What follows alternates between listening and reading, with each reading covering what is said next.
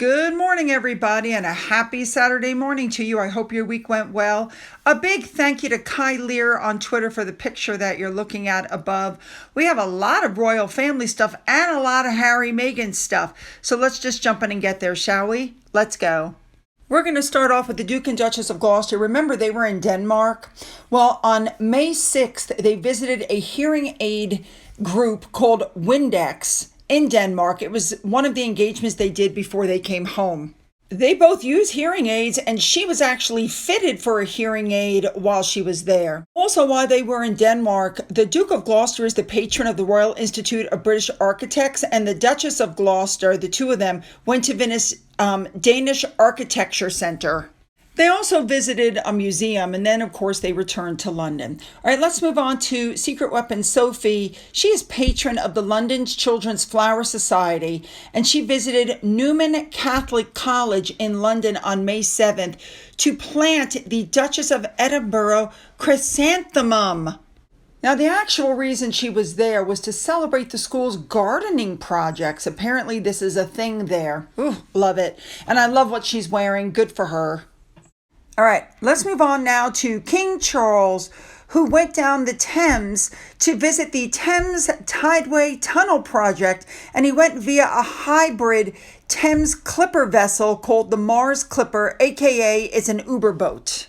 The king saw firsthand the benefits of biodiversity, including 71 trees and over 3,000 plants on the embankment, which are new public spaces which cover the underground infrastructure. He also met the construction workers and unveiled a plaque to mark the completion of the tunnel. And people, apparently some boats were going by, that they were shocked the king was on there waving at them. Next up, Charles and Camilla hosted the very first garden party of 2025 at Buckingham Palace. 8,000 people were invited to have tea as a thanks for their service. And for those of you paying attention, you'll notice that not only is Anne and Sir Tim Lawrence up there, along with the Duke and Duchess of Edinburgh, but the Duke and Duchess of Gloucester, who just came back from Denmark like 4 days earlier, they were also at the garden party, which just shows their work ethic. Now, as you can see from the crowds, it's very obvious that they are loved and adored, and it looks like it was a great party. Everybody was having a fabulous time. I loved what the Duchess of Gloucester was wearing and also what Sophie was wearing. Now, also very interesting, somebody brought their guide dog there, and Camilla leaned down to pet him, and the owner said, yeah, the dog knows how to pile it on. He knows how to impress. I've always said he's an attention seeker, but with this, he's gone up a notch. So it looks altogether like it was a great party, and a thank you to Remoulade Sauce for showing us what Sophie was wearing. Let's move on. Well, the next thing that happened was a Thanksgiving service was held at Westminster Abbey on Thursday to mark 80 years since the end of World War II in Europe. You had the royal family, senior politicians, and veterans that attended the ceremony. And it began with 2 minutes of silence as the royals stood around the tomb of the unknown soldier. Believe it or not, Winston Churchill's great-great-grandson was also there. He lit the candle of peace and led a prayer for peace across the world and Europe. Apparently, the 2 minutes of silence was observed across the country, like all the way around. So anyway, William and Charles laid wreaths at the tomb of the unknown soldier, I believe it's called, the grave of the unknown soldier, in a show of respect for those who gave their lives in World War II. Now, what caught everybody's attention was what was on the wreaths. The note said, quote, "For those who made the ultimate sacrifice during the Second World War, we will remember them." But it was the way they signed their names. It was simply William and Catherine. No titles, no pomp, just their names. You get it? Because when you're secure in who you are and your position, you don't need to throw your title around to try to get respect. Respect is given to you. You know what I'm saying? You have to earn it. You don't just get it by throwing your title around. So remember, this is the end of the 4 days of things that was going on, because we had the military parade and we had the fly pass and all of that stuff going on. Now, after the service, members of the royal family laid flowers at the Innocent Victims Memorial.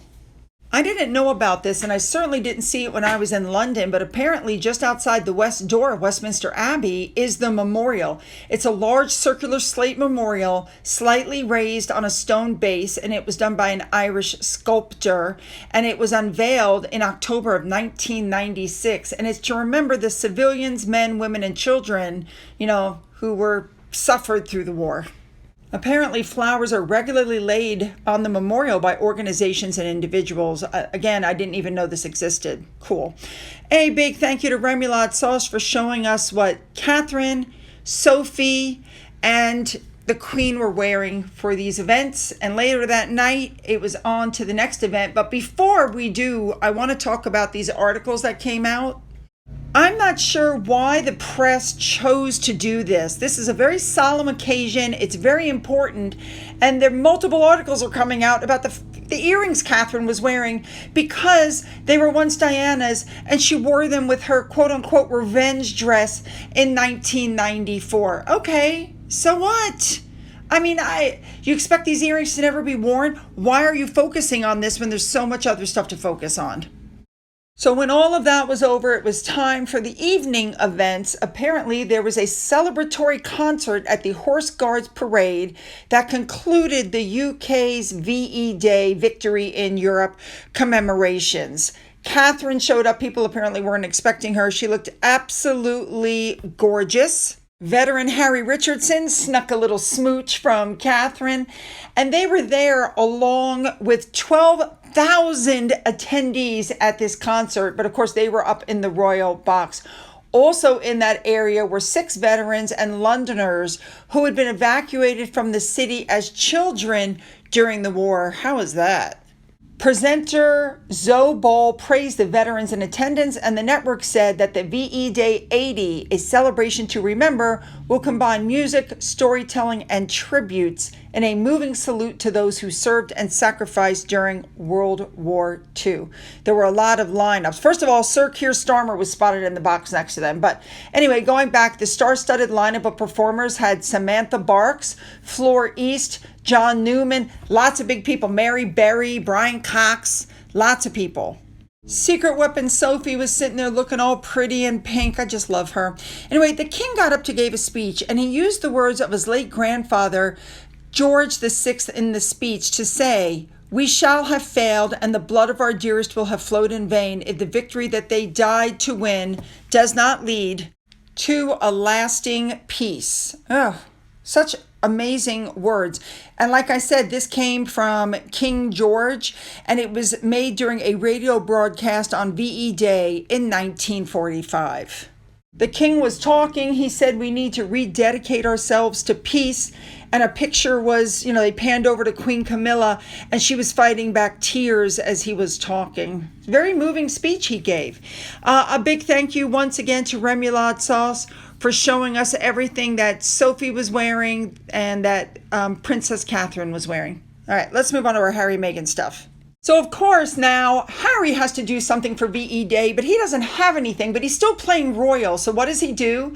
He goes to Private Joseph Hammond and gives him the Invictus medal coin ahead of the man's 100th birthday. And in return, he gave Prince Harry a copy of his memoir that he wrote, recognizing Harry's commitment to veterans' welfare.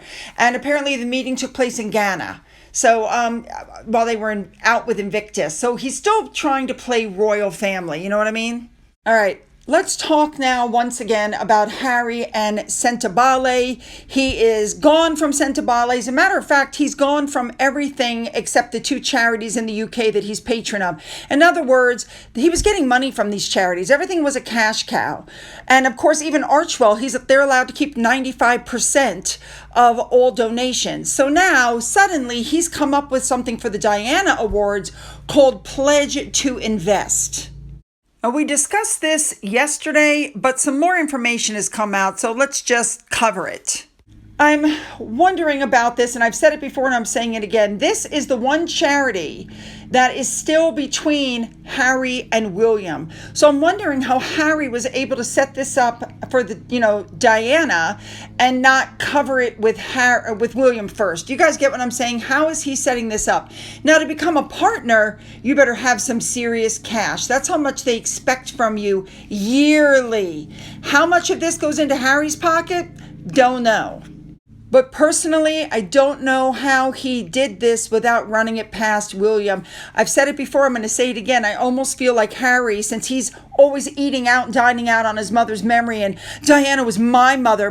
I wonder if he's trying to edge William out of this charity. But this absolutely came from the Diana website. All right, let's move on. Next up, a big thank you to Irene Adler 2000 for this picture, which clearly shows Meghan had a thing for William. I don't care what you say.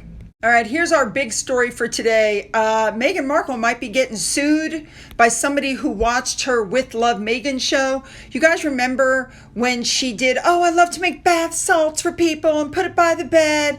And she just started pouring things into a bowl. It was, some Epsom salt and some sea salt and Himalayan salt and arnica oil and lavender oil.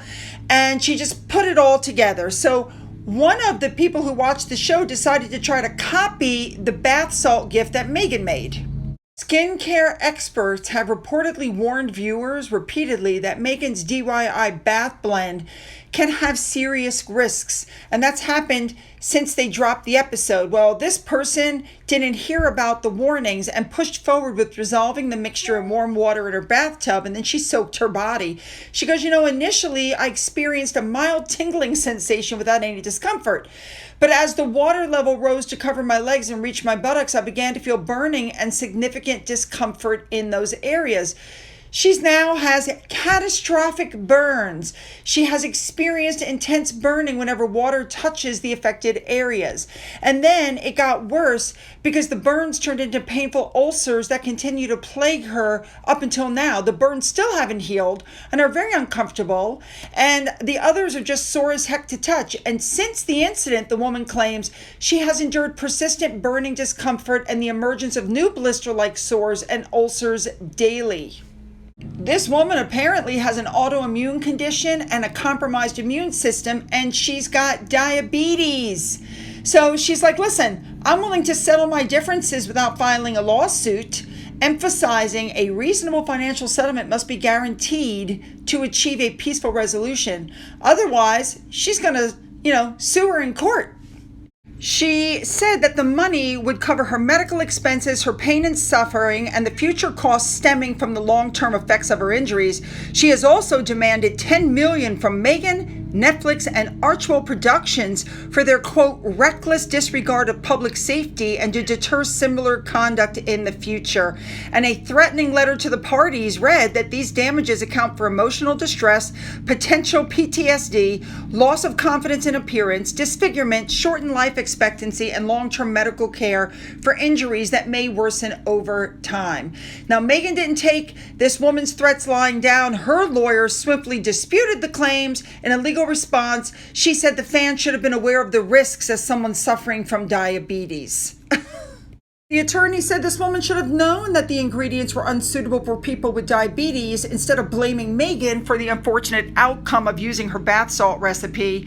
And I think the fact that Netflix didn't put a disclaimer up and say this is not good for people with diabetes, I'm sorry, I think you've lost the plot. I think Netflix and Meghan are going to lose because this woman has diabetes, but she's watching a show and she decides to use this thing that Meghan put up. Meghan never said not diabetes, never once said this is not good for people with diabetes. I never heard that. Did anybody else? Yeah, I don't foresee this turning out well for Meghan, but that's just me. All right, you guys, reminder on my other channel, starting on Monday, you're going to start getting the videos from all the different things we did while we were in Naples, Italy. So go to my other channel. The link is down in the description box, along with the links to my Twitter, Gettr, Rumble, email, a link to my father's book, and a link to my Amazon wish list. For those of you who've donated to my coffee fund, thank you so much. As always, you guys, have a great day.